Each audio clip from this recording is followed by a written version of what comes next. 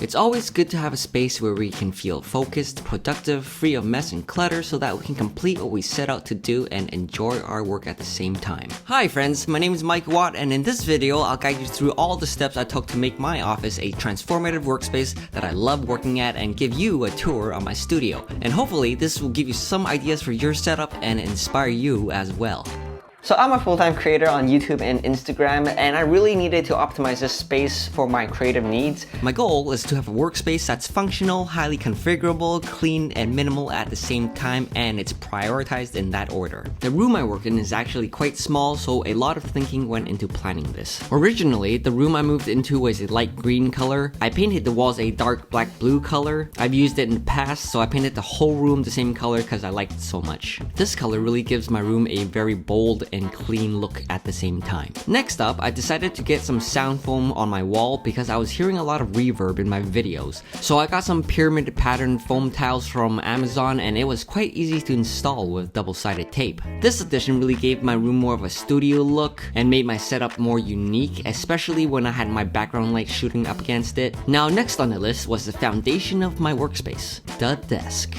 As a tech reviewer, I wanted a sturdy and reliable desk that I could move up and down to shoot my products on the desk itself. So after a lot of research, I went with Autonomous, and I'm using their Smart Desk 2. I really like it because it has 4 configurable settings and it goes up and down really quickly with minimum wobble while having all my computer stuff and product stuff on the table. It really speeds up my filming when I can just adjust the desk height and get different angles instead of adjusting my tripod. Besides that, it's always good to be able to stand up to work from time to time. Moving along to the juicy part of things, this is my ultimate Mac Mini setup that I use for all my video editing and gaming needs. So I recently got my Mac Mini this year. The specs are on the screen. I bought it with 8 gigs of RAM and upgraded it myself to 32 gigs of RAM, so I saved a ton of money. I'm also using a 2-bay external hard drive by TerraMaster that's holding 4 terabytes in each bay. This is surprisingly fast enough so that I can edit straight from it. Now some of you might be like, wait, the Mac Mini doesn't have a graphics card in it, so how can you edit video? This is where this beast comes in. This is Razer Core X. It's an external GPU. It's housing the RX 580 graphics card inside. With this combination, I noticed that the rendering and exporting times was cut in half compared to my MacBook Pro that I was using before. The processor on this Mini is just that much faster. By the way, this setup would not be complete without this Hitachi Mac Mini Hub. This is connected to the back of the Mac Mini and it has a built-in fan to cool it off. It features all the USB ports in the front, so it's super simple to offload all my SD cards and connect my other devices to it without having to try to guess where the ports are in the back of the Mac Mini. As for monitors, I'm using BenQ's ultra-wide 35-inch curved screen. I really love it. I just can't go back to a normal sized monitor anymore. This is like 3 screens in one. I can script, research, and have another window for YouTube or Netflix at the same time. And man, editing has been a lot easier with longer timelines. There's a lot less scrolling, I can see more information, and I just don't have to squint anymore. So I guess it's better for my eyes. And if I really wanted to use another monitor, I could use my iPad. I'm just kidding, I don't really do this because I just wanted to flex my 12.9-inch iPad because it's one of my most important tools. I use the Mac Mini mainly to do the heavy lifting work, but when I want to handwrite my notes, to brainstorm my video ideas, or use it as a laptop when I go out, this is my go-to device. I use it every day and I love it. I needed a keyboard that I can easily switch between my Mac Mini and my iPad, so I found the Keychron K2 to be the best solution. I can switch between 3 Bluetooth devices with the press of a button. This is the aluminum version with the RGB lights. I love this keyboard as well because it really adds to the look of my setup, and using the clicky mechanical keys has been a joy. Typing on it is almost addicting. The only thing is that the height of the keyboard is a bit high, so I'm using a wrist rest by Sanwa that I got on Amazon. It's a really soft and cool gel, so it's super comfortable to use. I'm currently using the Logitech Ergo for editing and the Logitech G503 for gaming.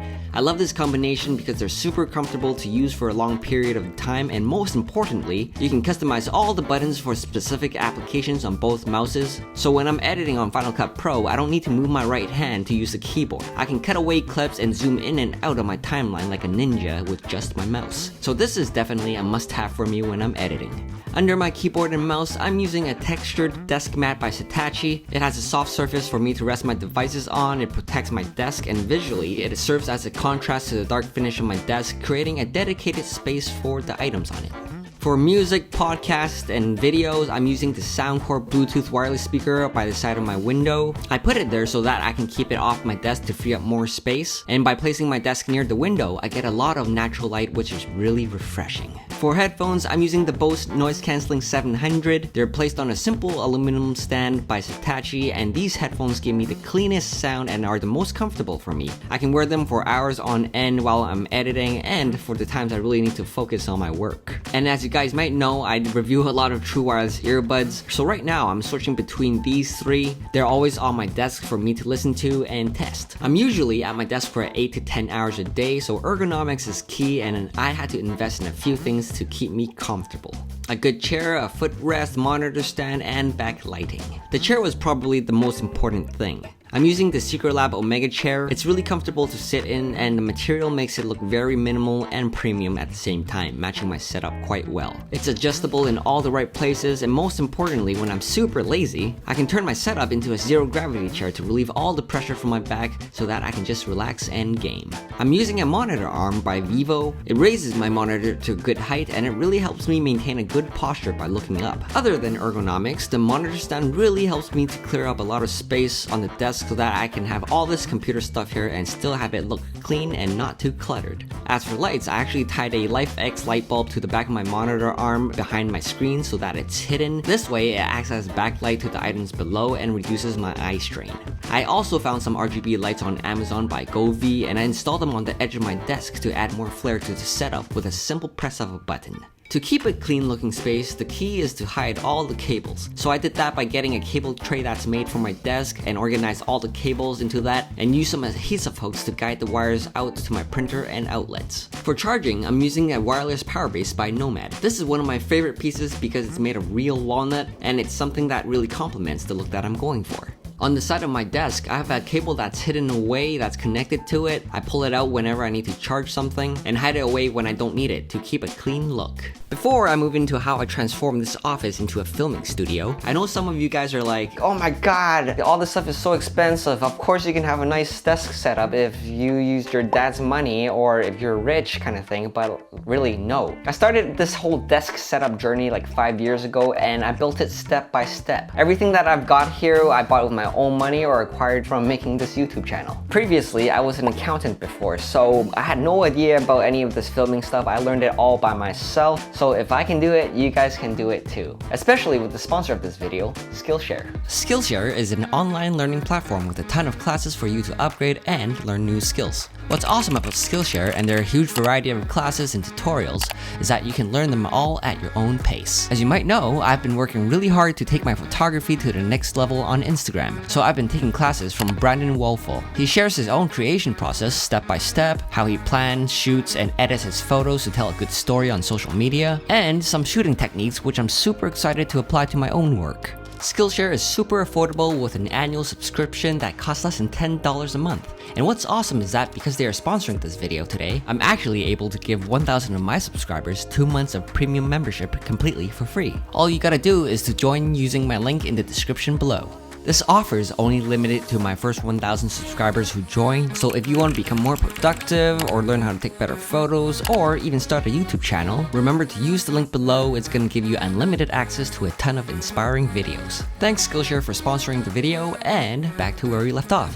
Because I use this office as my main shooting area, I needed this space to transform very quickly and minimize all the steps it takes to set up so I can just turn on a few buttons and hit record right away. I needed my most used items to be within arm's reach, and I based everything off of those rules. So the bonus of having a cool looking desk is that I can have it as my backdrop. So with that being said, all my filming stuff is on the other side. My filming setup is quite simple. Currently, I'm using the Canon EOS R with 2 newer studio lights for most of my shoots. The camera has a flip out monitor that I can use, and the lights use batteries, so everything is wireless, making it very easy to move, so I can set up, get different shots, and clean up very quickly. If you're into filmmaking or photography, you gotta know that there's a ton of little accessories. I put everything on my IKEA roller cart here because it's super accessible. I can grab whatever I need without opening any drawers, so I can grab my lights or my mic right away, and it's no problem. This IKEA Alex drawer is one of the best things for organization. It fully maximizes the things that I can put into it versus the shelf, which wastes a lot of vertical space. As you can see, everything here is on wheels and can be easily moved, so I can change things up and keep things interesting and fresh. To complete the space, I have a few nice accessories here and there to add to the vibe. I have my Ember mug, which keeps my hot drinks hot for 30 minutes, a lamp by lights to add more ambiance to the space, 2 plants for visual eye candy, an Echo Show 5 Alexa skills, an aluminum monitor stand that I use as a drawer to store my frequently used items and cables, and most importantly, I have this little cup of hazelnut flavored coffee beans. So this really has a strong aroma to it, and it really adds to the scent of the room. And when I'm really tired sometimes, I just take this and take a big sniff, and I feel a bit more energized. And it's kind of weird, but I'm sure I'm not the only one doing this. Am I? By the way, I used to think it was cool putting my phone on my desk, but it turned out to be a huge distraction when I saw my notifications. So now I place my phone by the window where I can't see it, and it's great. That's another pro tip right there. That's my home office and creative studio for all the content that I make. It's always a work in process. I'm one of those weird guys who move things around every day to find a better configuration, but this setup has been the one that lasted the longest so far, and I've got to say, it has made a huge impact on the work that I do to help me stay focused and enjoy my time while I'm working in the space. Cause it's like what you hear a lot, when you enjoy your work, it's not really work, is it now? Anyways, I'm still learning a lot about designing a good workspace. If you have any questions at all, comment below. I love to help you guys out. Also, I added the links in the description to everything I talked about here in this video, so you can easily find them for yourself.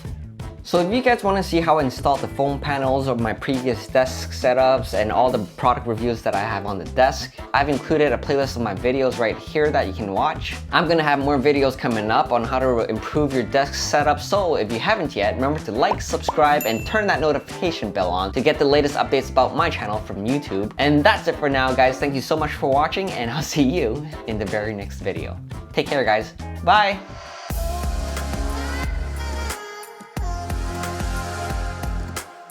And yes, as you've all seen, there is a camera on my desk. This is the Sony a6600. I love this little camera. It not only looks good on my desk, I actually use this camera whenever I go out because it's so light and easy to use. So yeah, that's it guys. Thanks for watching till the very, very, very end.